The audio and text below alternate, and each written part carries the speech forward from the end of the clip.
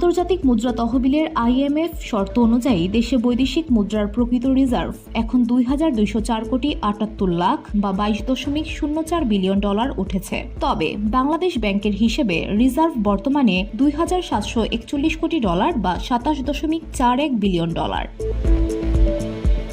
Bangladesh bank প্রকৃত reserve বা বৈদেশিক মুদ্রার মজুদ হিসাব করতে ৫৩৬ কোটি ডলার বাদ দিয়েছে। বুধবার বাংলাদেশ ব্যাংকের নির্বাহী পরিচালক ও মুখপাত্র আরিফ হোসেন খান এ তথ্য নিশ্চিত করেছেন। তিনি বলেন, অর্থ পাচার কমে যাওয়ায় বৈধ পথে রেমিটেন্স বাড়ার পাশাপাশি রপ্তানিতেও উচ্চ প্রবৃদ্ধি হচ্ছে। সে কারণে রিজার্ভ বাড়ছে এবং ডলারের দরও স্থিতিশীল রয়েছে। এটা বাংলাদেশের অর্থনীতির জন্য সুখবর।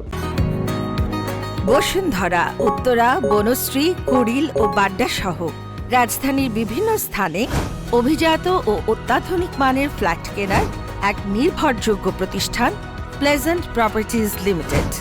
তাই আপনার স্বপ্নের আবাসনের জন্য আজই যোগাযোগ করুন। Pleasant properties limited, where destiny matches eventually। ২০২২ সালের আগস্টে দেশের ইতিহাসের রিজার্ভ সর্বোচ্চ ৪৮.০৬ বিলিয়ন ডলারে উঠেছিল। সেখান থেকে প্রতি মাসে কমতে কমতে গত জুলাই মাসে ২০.৩৯ বিলিয়ন ডলারে নেমেছিল। তবে সরকার পতনের পর রিজার্ভ থেকে কোনো ডলার বিক্রি করছে না কেন্দ্রীয় ব্যাংক, বরং বাজার থেকে ডলার কেনা হচ্ছে। একই সঙ্গে বাজার ব্যবস্থাপনার মাধ্যমে আগের ৩২০ কোটি ডলারের দায় পরিশোধ করা হয়েছে। এরপরও রিজার্ভ বাড়ছে এবং অনেকদিন ধরে ১২২ টাকায় স্থিতিশীল রয়েছে ডলারের দর। VOD Bangla news desk.